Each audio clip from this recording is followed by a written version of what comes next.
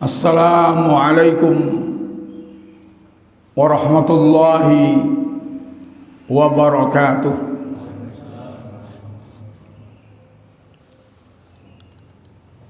Bismillah. Alhamdulillah. Wassalatu wassalamu ala Rasulillah wa ala alihi wa ashabihi al-mutamassikina bil kitabi was sunnah. Amma ba'd.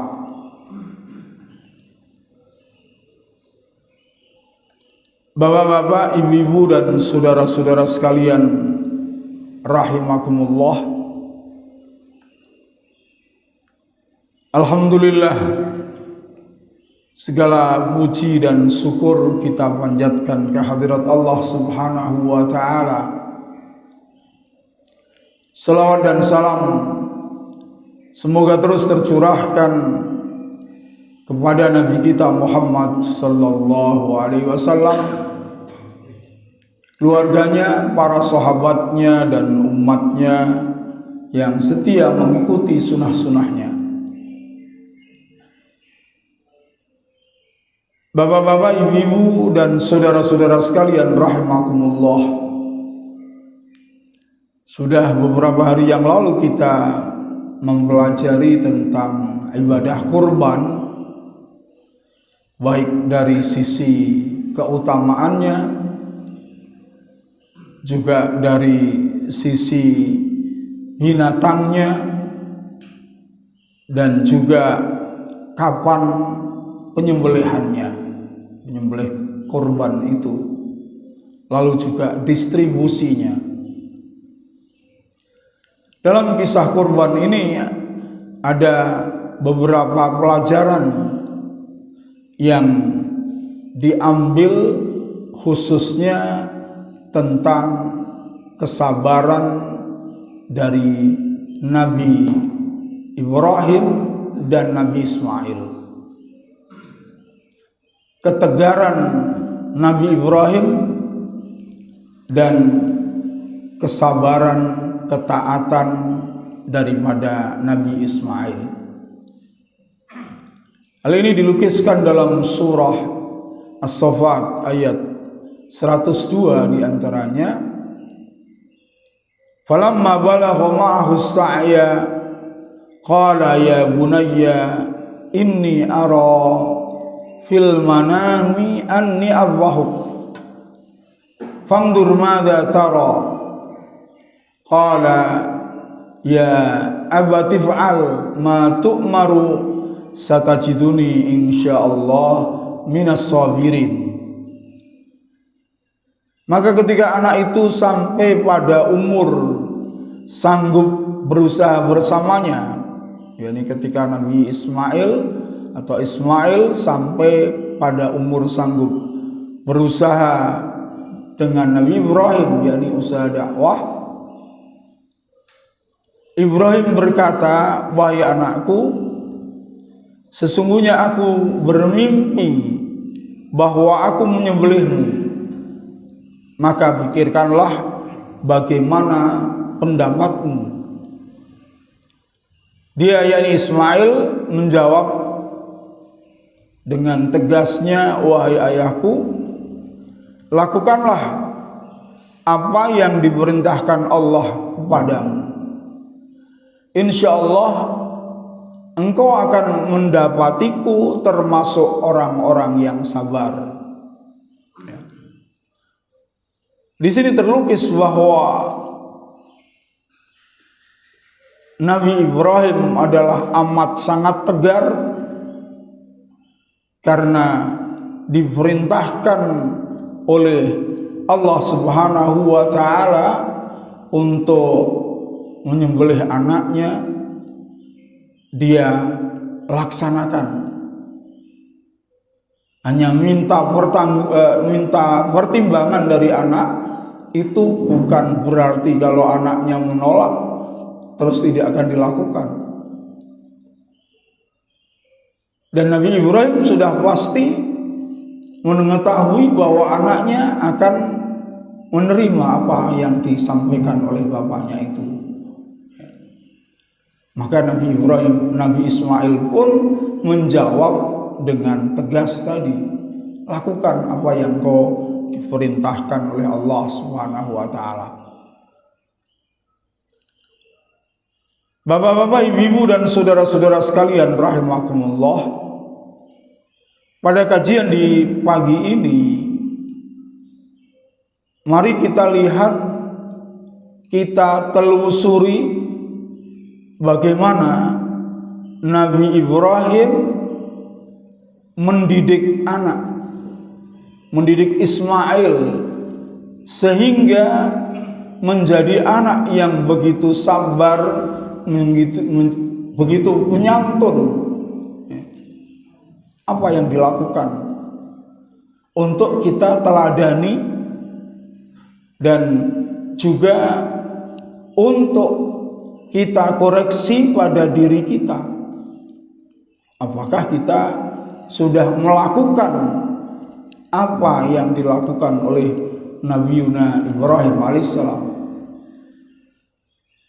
Kalau belum, atau kalau masih sedikit sekali yang kita lakukan, belum terlambat. Belum terlambat.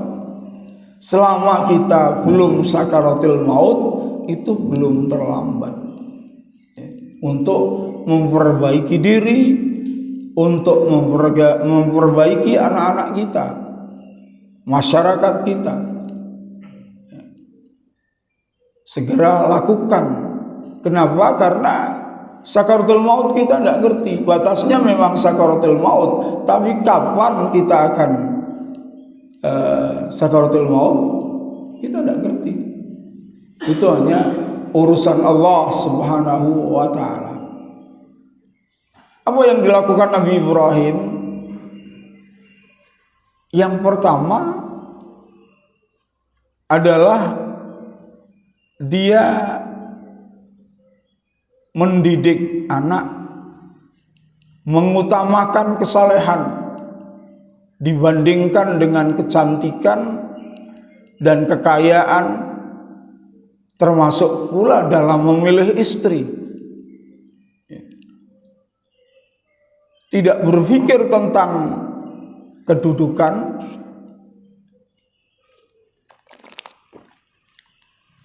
kecantikan, kekayaan. Yani yang didasari apa dasarnya adalah iman.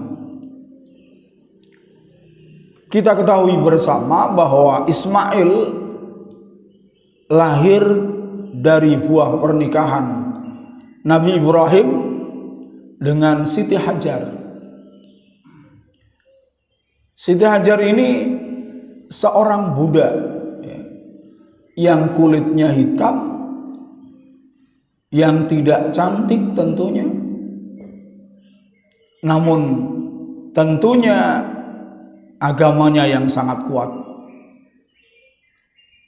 Karena itu memilih istri yang salehah merupakan prasyarat untuk melahirkan anak yang saleh atau salehah.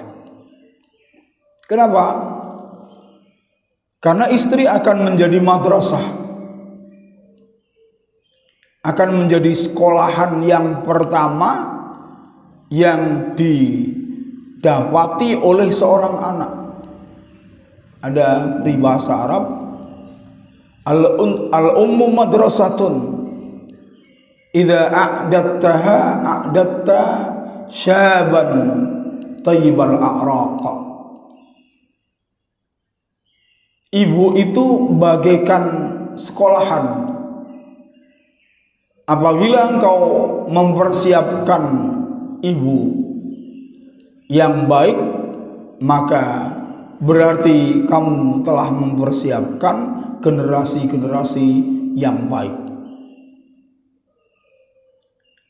Maka di sini kita diperintahkan kalau ingin menjadi keluarga yang saleh, salehat, itu diperintahkan untuk mendidik istri menjadi istri yang salehah. tidak terus memilih di awal. Kalau di awal pilihannya salah, maka didiklah sekarang menjadi istri yang salehah. Insya Allah anak-anaknya akan menjadi saleh.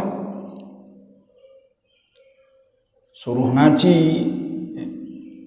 suruh membaca buku-buku agama, diingatkan ketika dia menyimpang.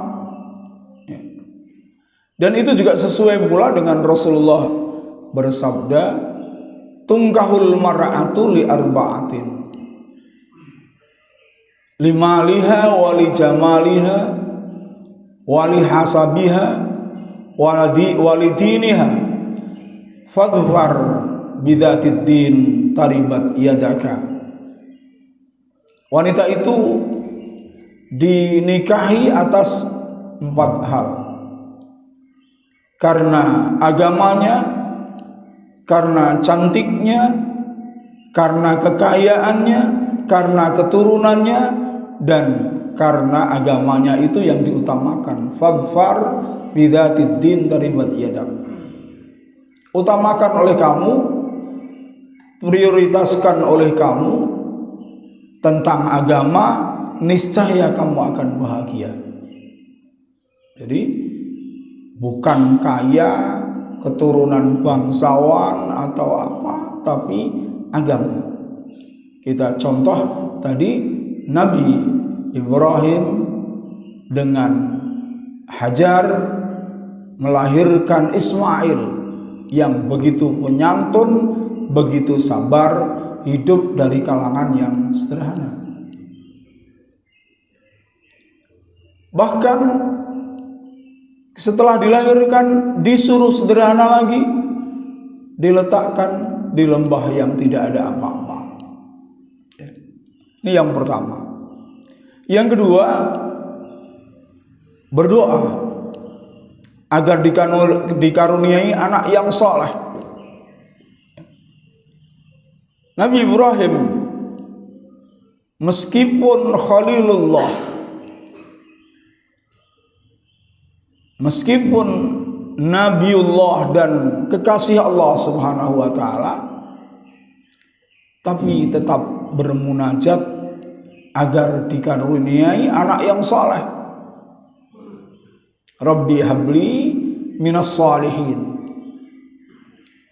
Di sini tidak hanya sekedar sebelum lahir, akan tetapi juga sesudah lahir, ya sampai mati, anak-anak itu didoakan agar menjadi anak yang saleh, anak yang salehah, anak yang baik, yang berbakti kepada orang tuanya, berbakti kepada agamanya.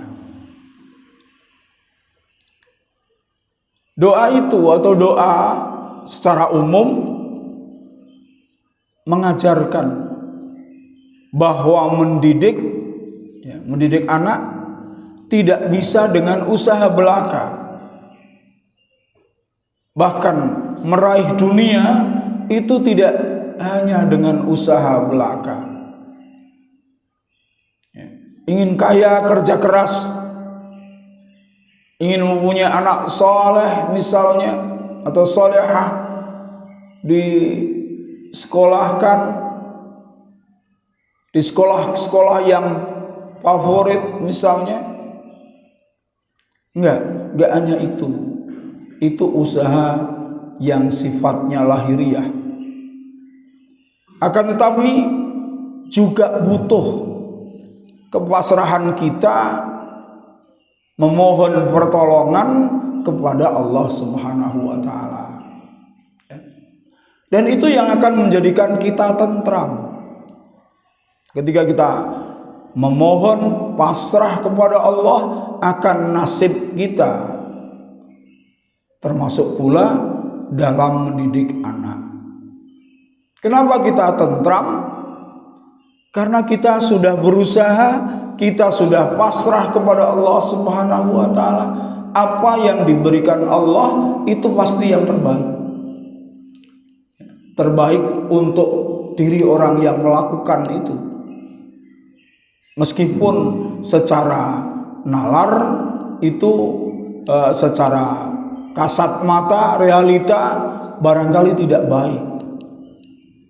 Ya.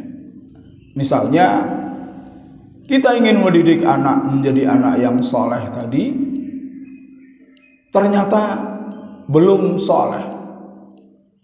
Namun kita sudah berusaha keras berdoa kepada Allah Subhanahu wa Ta'ala. Anak ini bisa menjadi bahan mawas diri kita.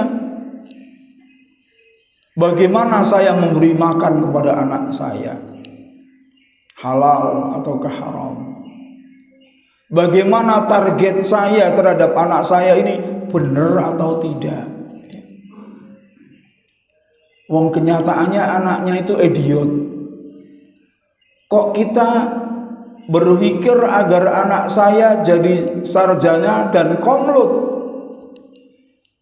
Berdoa ya bisa saja terjadi, bisa.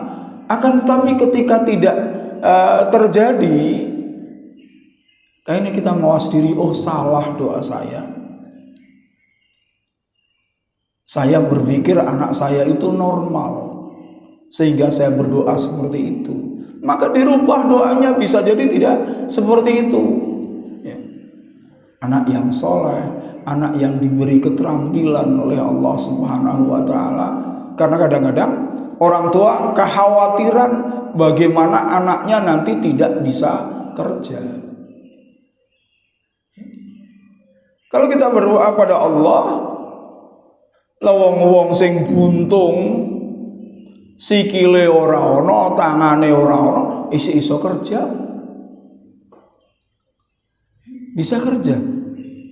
Diberi pekerjaan oleh Allah. Kadang-kadang juga pekerjaan yang kita tidak bisa melakukan. Misalnya menjahit. Di WA atau di media itu kan banyak anak orang buntung tapi iso menjahit. Aneh lagi, dulu di kampung saya ada orang kakinya nggak ada telapak kakinya, tangannya juga nggak ada ini segini dok, tapi bisa mencangkul di sawah. Di sawah yang berlumpur, bukan sawah yang kering, sawah berlumpur. Itu karena pemberian dari Allah Subhanahu wa Ta'ala. Maka mintalah kepada Allah, seperti Nabi Ibrahim tadi. Yang ketiga, jadilah teladan bagi anak.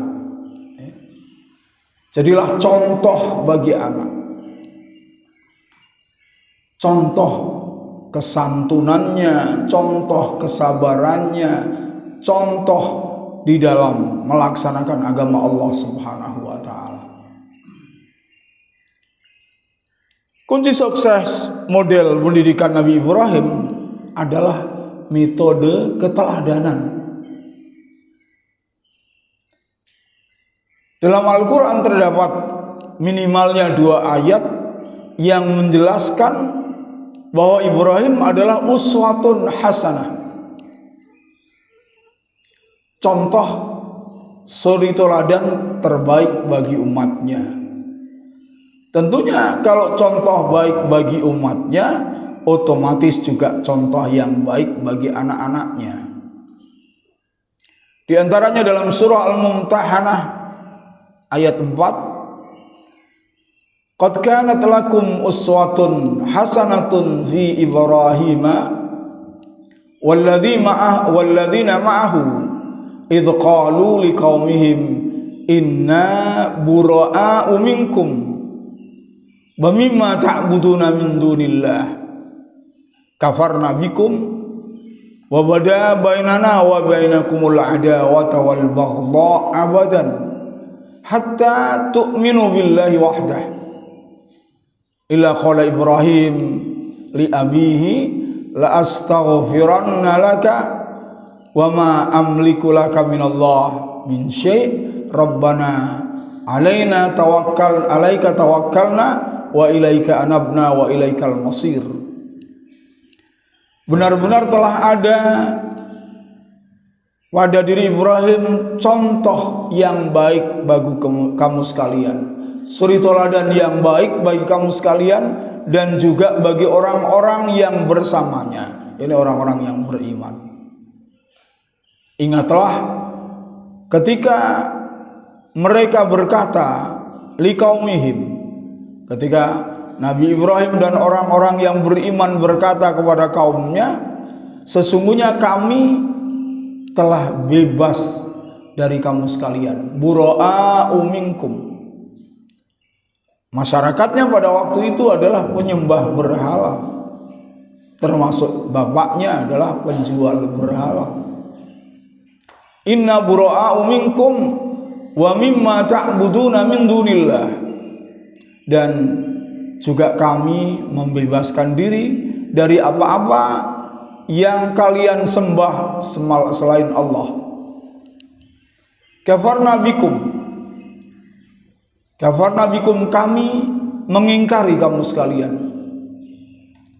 Wa wada bainana wa bainakumul adawata wal baghdha, dan telah tampak jelas permusuhan antara kamu dan kami, perselisihan antara kamu dan kami, abadan, selama-lamanya, hatta tu'minu billahi wahdah, sampai kamu beriman kepada Allah satu-satunya. Jadi ini adalah prinsip Nabi Ibrahim dalam akidah, dalam hidup, menjadi contoh dan juga contoh bagi kita, harus kuat dalam memegang akidah, membebaskan diri dari orang-orang yang ingkar kepada Allah, yang menyembah selain Allah Subhanahu wa ta'ala. Tidak ada toleransi. Kita kadang-kadang tidak nyontoh Nabi Ibrahim. Kenapa? Karena masih toleransi dengan kemusyrikan, ya. Dengan dalih tidak enak, dengan dalih ini itu. Masih toleransi dengan hal-hal yang tidak sesuai dengan syariah Allah Subhanahu wa ta'ala. Ya, jadi kami telah mengingkari apa yang kamu lakukan, dan tampak antara kami dan kamu sekalian permusuhan dan kebencian selama-lamanya, abadan, sehingga kamu hanya menyembah Allah Subhanahu wa ta'ala, mentauhidkan Allah Subhanahu wa ta'ala. Kecuali pada perkataan Nabi Ibrahim untuk bapaknya, khusus untuk bapaknya, Nabi Ibrahim akan berdoa, la astaghfiranna laka, kami atau aku benar-benar akan berdoa untukmu wahai bapakku, dan aku tidak mempunyai kekuasaan apa-apa di sisi Allah Subhanahu wa ta'ala, hanya berdoa. Kalau Allah menolak doa kami, ya sudah selesai. Maka akhirnya Allah menjelaskan tidak sepatutnya seorang mukmin mendoakan kepada orang kafir, meskipun itu bapaknya, saudaranya, dan seterusnya. Maka Nabi Ibrahim, Rabbana alaika tawakkalna wa ilaika anabna wa ilaikal masir, wahai Tuhan kami, hanya kepada Engkaulah kami bertawakal dan berserah diri, dan hanya kepada Kamulah kami kembali, hanya kepada Allah Subhanahu wa ta'ala. Sedangkan pada surah Al-Mumtahanah ayat 6, laqad kana lakum fihim uswatun hasanah liman kana yarjullaha wal yawmal akhir wa man yatawalla fa innallaha huwal ghaniyyul hamid. Benar-benar telah ada di dalam diri Nabi Ibrahim dan orang-orang yang mengikutinya uswatun hasanah, suri teladan yang baik bagi orang-orang yang mengharap Allah Subhanahu wa ta'ala dan hari akhir, ya, orang yang beriman kepada Allah dan hari akhir. Dan barang siapa yang berpaling dari Allah, tidak mau mengikuti jalan yang dibawa para rasul, fa innallaha ghaniyyul hamid, maka sesungguhnya Allah dia maha kaya lagi maha terpuji. Artinya kalau orang itu menyelisihi Allah semuanya nggak ada masalah bagi Allah. Yang rugi adalah manusia, bukan Allah Subhanahu wa taala. Yang keempat, memilih lingkungan yang baik untuk perkembangan mentalitas anak. Ya kita pun ketika kita masih sudah tua, tapi masih sulit untuk meninggalkan perkara-perkara yang tidak baik, yang tidak sesuai dengan syariat Allah, pilihlah lingkungan yang baik. Pilih teman yang baik. Misalnya wis tuwa, sholat jamaah tidak mau, ya,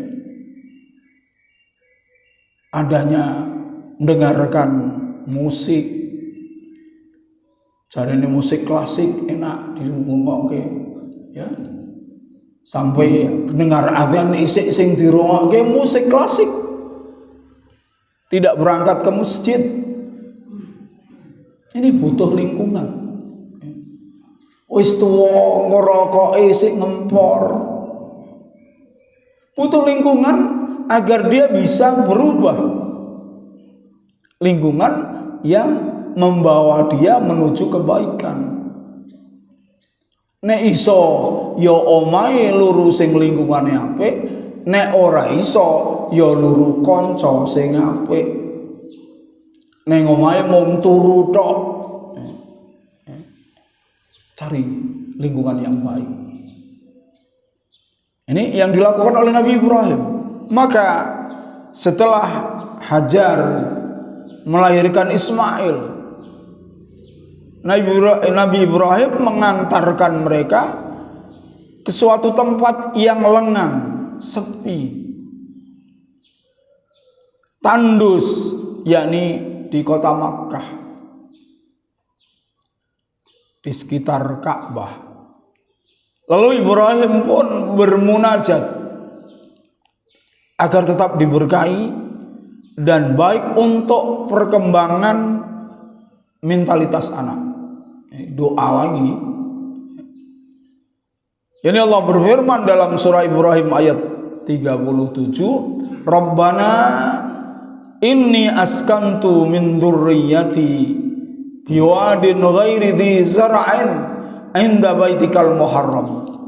Rabbana liyuqimas shalat faj'al afidatan minan nas tahwi ilaihim warzuqhum minats tsamarat la'allahum yashkurun. Wahai Tuhan kami, aku telah menempatkan sebagian dari keturunanku, ini Ismail pada waktu itu, biwadin, di suatu lembah yang tidak ada tanamannya, yang tandus, tidak ada air, tidak ada apa-apa. Inda baitikal muharram, di sisi rumahmu yang dimuliakan, yakni di sisi Masjidil Haram. Maka akhirnya ditinggalkan dalam waktu masih kecil. Akhirnya Hajar mencari air untuk minumi anaknya, lari ke sana kemari antara Bukit Sofa dan Marwah. Ismail menginjak-injak, maka akhirnya terjadilah sumur Zam-Zam, keluar air. Maka diabadikan usaha Hajar untuk mencari air itu disebut sa'i antara Sofa dan Marwah. Berawal dari air itu, maka banyak dari kaum-kaum akhirnya berduyun-duyun menuju Bakkah tadi, ke lembah tadi, ya, menjadi yang ramai sampai sekarang, ya. Dari mana orang tahu bahwa di situ ada air? Banyaknya burung-burung yang di atas Zam-Zam itu. Akhirnya banyak orang ke situ ya. Jadi doa Nabi Ibrahim, Rabbana liyuqimus shalat. Wahai Tuhan kami, jadikanlah mereka anak turunku yang aku letakkan di wadin ghairu zar'in itu, orang-orang yang mendikirikan salat. Liyuqimus salat. Faj'al afidatan minan nas tahwi ilaihim. Jadikanlah banyak manusia, kelompok manusia menuju mereka. Maka wa'adzin fin nasi bil haji ya'tuka rijalan wa ala kulli dhamirin ya'tina min kulli fajjin amik. Umumkanlah untuk haji ke Baitullah orang-orang manusia, ada yang berjalan kaki, ada yang berkendaraan, ada yang onta yang kurus, dari segala penjuru dunia datang. Tidak hanya dari segala penjuru saja, lalu Nabi Ibrahim juga berdoa, warzuqhum minats tsamarat, dan berilah rezeki mereka dari buah-buahan, la'allahum yashkurun, agar mereka bersyukur kepada Engkau. Ini kan seakan-akan mustahil. Kenapa dikatakan mustahil? Karena di situ tidak ada tanaman. Pada waktu Nabi Ibrahim berdoa ini belum ada Zam-Zam. Nabi Ibrahim meletakkan anaknya dan istrinya, kemudian pergi berdoa terus pergi. Tapi Nabi Ibrahim berdoa, warzuqhum minats tsamarat, berilah rezeki dari buah-buah agar mereka bersyukur. Maka dari itu, ketika kita berdoa kepada Allah dengan sesungguh-sungguhnya, meskipun kelihatannya mustahil, akan diberi oleh Allah Subhanahu wa ta'ala. Misalnya kita mempunyai anake mbalelo tambeng, wis dadi anak pang ora tau mulih. Misal ada orang ya, karena kita nggak ada yang seperti itu, tapi umpamanya ketemu orang mempunyai kasus seperti itu, koyone mustahil nek didongake bisa mulih, wong wis ora karuan, wis ora tau mulih, wis gembel ora karuan. Tapi kalau kita berdoa kepada Allah Subhanahu wa ta'ala dengan sungguh-sungguh, maka insya Allah akan dikembalikan oleh Allah Subhanahu wa ta'ala. Nabi Ibrahim berdoa untuk dapat anak sudah umur 80 tahun. Nabi Zakaria bahkan sudah tua, istrinya mandul, dikasih. Ini Nabi Ibrahim berdoa di lembah yang tidak ada tanaman, tidak ada air, agar diberi rizki berupa buah-buahan yang banyak. Tapi dengan syarat, sudah kita sampaikan pada kajian beberapa hari yang lalu, ketika berdoa harus menyangkut akhirat, tidak hanya dunia. Karena itu Nabi Ibrahim, warzuqhum minats tsamarat la'allahum yashkurun, dan berilah rezeki kepada mereka buah-buahan agar mereka bersyukur kepada Engkau. Tidak hanya minats tsamarat titik, tapi agar mereka bersyukur kepadamu. Maka dengan model Nabi Ibrahim ini bisa kita artikan, orang tua mesti mengawasi pergaulan anak-anaknya, lingkungannya dilihat. Mulai dari memilih sekolah yang memperhatikan pembinaan sikap keberagamaan, akhlak mulia, hingga memilih lingkungan tempat yang kondusif dan mendukung perkembangan mentalitas anak ke arah yang positif. Maka Nabi Ibrahim berhijrah atas perintah Allah Subhanahu wa taala. Kalau Nabi Ibrahim ingin santai di rumah saja, tidak mencari lingkungan yang baik. Akhirnya kalau hanya di rumah sedangkan masyarakatnya itu penyembah berhala, ya bisa jadi anaknya menjadi penyembah berhala karena lingkungan yang rusak. Maka Allah memerintahkan untuk berhijrah. Kelima, dalam mendidik anak harus komunikatif. Ada dongeng, demokratis. Itu dilakukan seperti Nabi Ibrahim terhadap Nabi Ismail, maka mau dikorbankan saja masih dimintai pendapat madza tara. Ini contoh. Orang tua tidak boleh memaksakan kehendak kepada anak, kecuali hal yang prinsip seperti ketaatan beragama itu harus dipaksa. Maka dari itu Rasulullah Sallallahu Alaihi Wasallam menjelaskan muru auladakum bis salat wahum abna'u sab'in wadribuhum 'alaiha hum abna'u ashrin. Perintahkan anak-anakmu untuk melakukan sholat ketika mereka umur 7 tahun dan pukullah dia ketika umur 10 tahun. Kalau memang belum mau melakukan sholat, di situ tidak demokratis, harus ditanamkan masalah agama, harus paksaan. Tidak mau sholat, kerasi kalau sudah umur 10 tahun.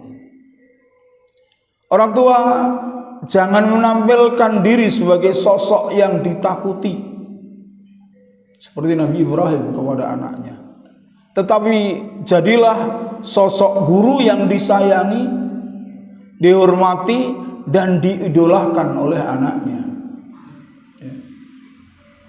Ketika orang tua itu inginnya hanya ditakuti, maka akhirnya anaknya takut, bukan hormat. Maka tidak akan mengungkapkan apa yang diinginkan dalam dirinya karena takut. Begitu pula ketika orang tua itu tidak santun, anaknya juga akan menjadi tidak santun. Mending kalau tidak santunnya hanya dalam rumah, tentunya karena terbiasa di rumah tidak santun, maka di luar pun dia tidak akan santun, ya, karena salah orang tua dalam mendidik. Yang keenam, cintailah anak karena Allah. Ya.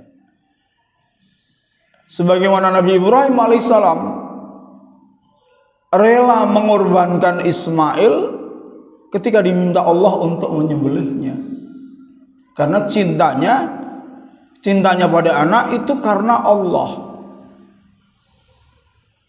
Maka kisah itu mengajarkan agar mencintai Allah itu lebih besar daripada mencintai anak atau harta. Ya. Karena itu semua yang kita cintai yang halal itu harus diniati karena Allah Subhanahu wa taala. Kita ngaji karena Allah, kita mendidik anak karena Allah. Sebab jika kecintaan kepada anak melebihi cinta kepada Allah, cinta kepada harta melebihi cintanya pada Allah, cinta kepada jabatan melebihi cintanya kepada Allah Subhanahu wa taala, yang akan kita dapatkan bisa jadi malapetaka, bukan kenikmatan, anaknya menjadi durhaka, itu bisa saja. Karena tadinya sangat dimanjakan karena cintanya kepada anak, lupa terhadap Allah Subhanahu wa taala. Anak tidak sholat dibiarkan, anak tidak mau ngaji dibiarkan, karena kasihan. Allah menegaskan peringatan kepada kita dalam surah At-Taubah ayat 24. Qul in kana aba'ukum wa abna'ukum wa ikhwanukum wa azwajukum wa ashiratukum wa amwalun iktaraftumuha wa tijaratun takhshawna kasadaha wa masakinu tardawnaha ahabba ilaikum minallah wa rasulihi wa jihadin fi sabilihi fatarabbasu hatta ya'ti Allah biamrih wallahu la yahdil qaumal fasiqin. Katakanlah, jika bapak-bapakmu atau orang tuamu dan anak-anakmu, saudara-saudaramu, istri-istrimu, keluargamu, harta yang kamu takut kehilangannya, perdagangan yang kamu takut kerugiannya, dan tempat tinggal yang kamu cintai, ahabbu ilallah minallahi wa rasulihi, ahabbu ilaikum minallahi wa rasulihi wa jihadin fi sabilihi, lebih kamu cintai daripada Allah, Rasulnya, dan perjuangan di jalan Allah. Fatarabbasu, maka tunggulah, hatta ya'ti Allah bi amri, sampai Allah mendatangkan keputusannya. Artinya yang mendatangkan musibah kepada kamu sekalian. Kalau tidak musibah di dunia, ya musibah pada hari kiamat nanti, musibah di akhirat nanti, ketika kita mencintai dunia lebih daripada cintanya kepada Allah. Bukti mencintai dunia lebih daripada cintanya kepada Allah adalah ketika ada peperangan dalam diri kita antara Allah dan dunia, lalu kita memilih keputusan dunia, maka berarti cinta kita lebih kepada dunia daripada kepada Allah Subhanahu wa taala. Nabi Ibrahim memberikan contoh ketika diperintahkan untuk menyembelih Ismail. Tentunya sebagai manusia biasa, sebagai manusia, dia ada antara Ibrahim dan perintah Allah Subhanahu wa taala. Maka akhirnya dalam satu buku dikatakan, Ibrahim mengambil kesimpulan, kalau saya mencintai Allah sehingga melaksanakan perintah Allah, Allah bisa mendatangkan 1000 Ismail untuk saya. Ketika Ismail disembelih misalnya. Tapi kalau saya memilih Ismail sehingga tidak menjalankan perintah Allah Subhanahu wa taala, maka Allah bisa mengambil Ismail kapan saja Allah kehendaki. Jadi kita ketika terjadi peperangan, yang menang mana? Mau sholat jamaah, TV ini rame, perang antara sholat jamaah dan TV. Kalau memang kita memenangkan Allah, ya berangkat sholat jamaah. Atau mau sholat berjamaah, kesempatan ekonomi datang. Ibaratnya seorang ojek atau narik beca, ada adzan Allahu Akbar, datang penumpang. Ada penumpang. Perang antara penumpang dan ke masjid. Ketika kita memilih penumpang, berarti ya kita lebih cinta pada dunia itu. Padahal kalau kita memilih ke masjid, meyakini ini ujian iman, nanti akan mendapatkan yang lebih besar daripada yang akan diangkat itu. Kalau yakin, contohnya Nabi Ibrahim tadi, menjadikan Ismail untuk mentaati Allah Subhanahu wa taala, maka menjadi ibadah yang sampai sekarang diikuti. Yang ketujuh, libatkan anak saat beribadah pada saat umurnya. Maka Nabi Ibrahim ketika memperbaiki Ka'bah yang rusak, Nabi Ibrahim disertakan oleh Nabi Ismail, disertakan oleh Nabi Ibrahim untuk mengumpulkan batu. Artinya disertakan dalam beribadah ketika sudah sampai waktunya. Yang terakhir, Ibrahim mempersiapkan anak-anaknya menjadi pemimpin, imam yang diiringi doa, selalu berdoa kepada Allah Subhanahu wa taala. Mendidik anak-anaknya menjadi anak yang berlaku adil, bukan bersifat zalim, baik zalim secara akidah maupun zalim kepada masyarakat. Maka di antara doa Nabi Ibrahim juga, wa idz qala Ibrahim rabbij'al hadzal balada amina wajnubni wa baniya an na'budal asnam. Rabbi innahunna adlalna katsiran minan nas faman tabi'ani fa innahu minni wa man 'asani fa innaka ghafurur rahim.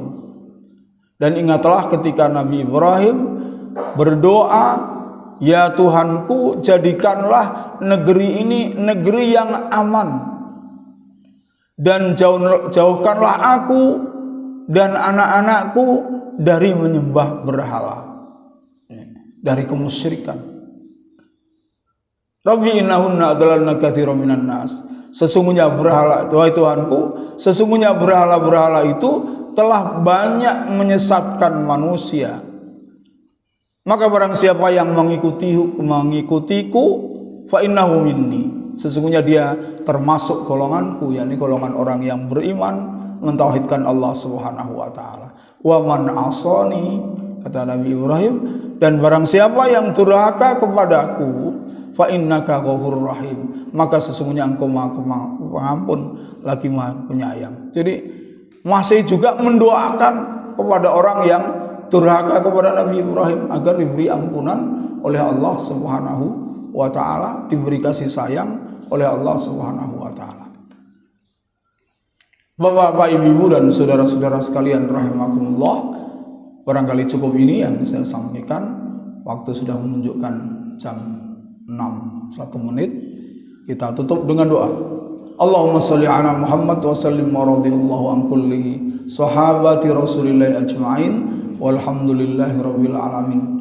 Allahumma la tada' fi jam'ina wa majlisina hadha dhanban illa ghafartah wa la hamman illa farajtah wa la daynan illa qadaitah wa la maridan illa syafaitah wala mujahidan illa nasartah wala hajatan min hawaijid dunya hiya laka ridwan wala nasolahun illa qadaitaha ya arhamar rahimin.